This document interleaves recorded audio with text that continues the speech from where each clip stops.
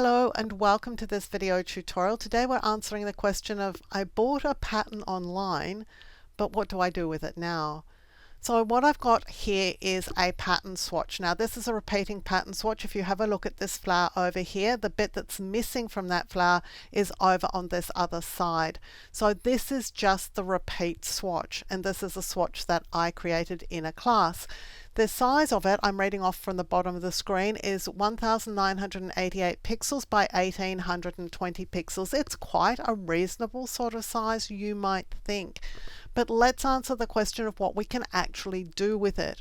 Well, one of the things that we can do with it is we can add it to the patterns collection in Photoshop so that we could use it in other documents. So for this, we're going to open our pattern file, and then we're going to Window, and we're going to Patterns. And in your Patterns dialog, you're going to have any patterns that you've created or any patterns that come with Photoshop. So I'm just going down to the very, very end of my patterns collection, down to here. What I'm going to do then is to just click this plus symbol, and that's just going to add this ditzy pattern swatch to my pattern collection. You can see it's here. Now this is going to be accessible in other documents in future.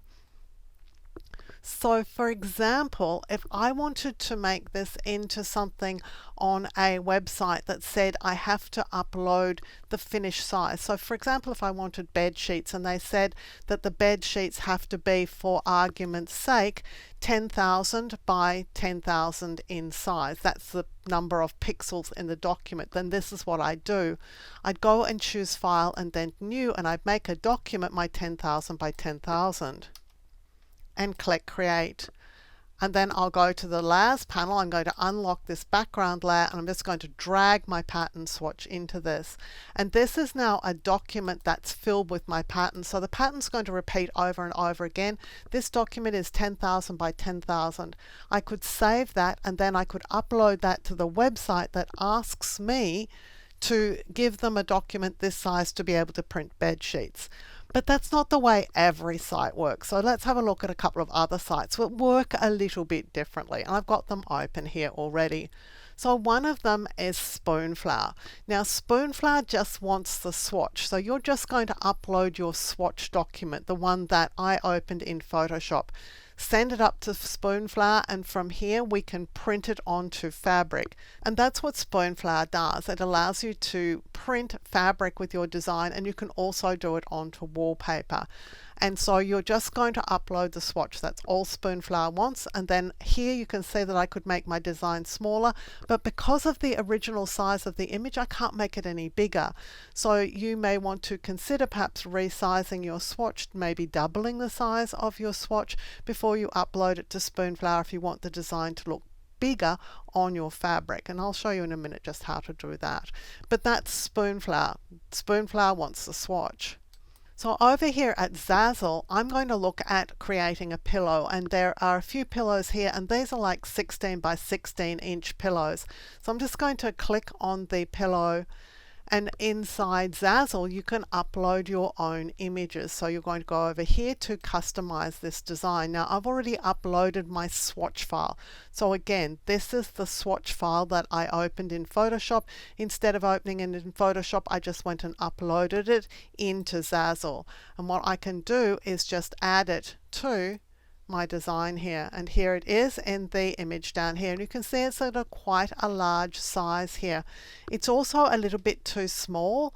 It's not going to cover the correct bleed areas on this design, so we may want to enlarge it a little bit so that it is actually going to be outside these bleed areas, so that we're not going to miss with the printing. What these sites typically do is that they show you the sort of protected areas. You want to make sure that your design is outside those areas. So we just fitted here reasonably well.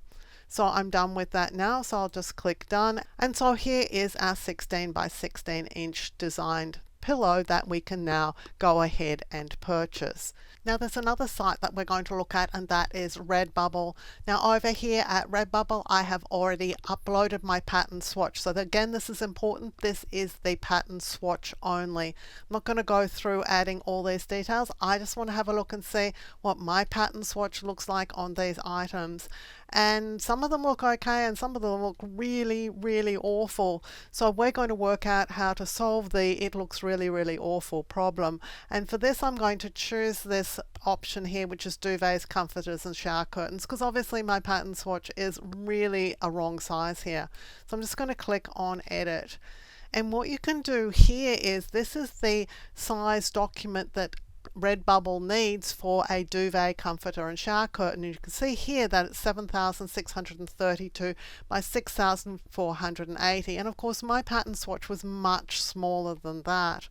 Well, if you're uploading a pattern swatch now on Redbubble, what you can do is you can actually tile this pattern. So I'm going here down to choose pattern, and what I'm going to say is that this is a regular grid. This is a regular grid pattern. So if I click on that, you'll see that my pattern is now applied as a repeating pattern, now at a large enough size to actually fill a shower curtain or a duvet or a comforter. So I'm just going to apply my changes here.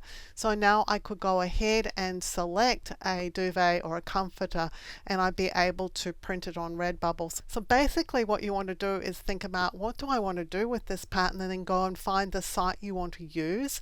It might be Redbubble, it might be Zazzle, it might be Spoonflower, and investigate what that site needs. And increasingly sites are giving you the option of just uploading your pattern swatch, so that you don't have to do the work of actually creating the larger size document. The site, for example Redbubble here, is doing all the work for you. So when it comes to what am I going to do with a pattern I've purchased, the answer to that is pretty much it depends. Think about what you want to do with your pattern, and then go ahead and either create your own pattern document, which is what we did here. If you remember rightly, we actually had a pattern filled layer here, and what we could do here is actually scale our pattern a little bit larger if we want it to look a little bit larger on the finished project. Knowing that we're upscaling something, you don't want to upscale it a whole lot, but maybe 30% you'll find as sufficient. You would save that document and then upload it to a site that requires something that's 10,000 by 10,000 pixels in size. In other situations, it might be just the pattern swatch that you're going to upload. So look for those sorts of hints on the site as to what it needs for you to upload, and then just go and test it. You're not committing to anything by just uploading your design and checking and see what it's going to look like. And if it doesn't look right, then wind back and start over again and just work out what it is that went wrong, and try again with a pattern that perhaps has been resized or created as a document inside Photoshop before you actually upload it. If you like carefully researched content like this, clearly presented in a step-by-step format so that you can get great results, then you'll love my Skillshare content. I'm a Skillshare top teacher. I have hundreds of short courses on Skillshare that you can access, along with thousands of other great courses, all for the price of a single subscription. If you're interested, there's a Skillshare coupon for you in the description below to use to sign up. Using this coupon benefits me as a creator, and it helps me continue to make free content available here for you, also on YouTube. Thank you for joining me for this video tutorial. On the screen now, you'll see a video that I've hand-picked for you. If you enjoyed the video you've just watched, I know that you're going to really enjoy the one I've picked for you to watch next.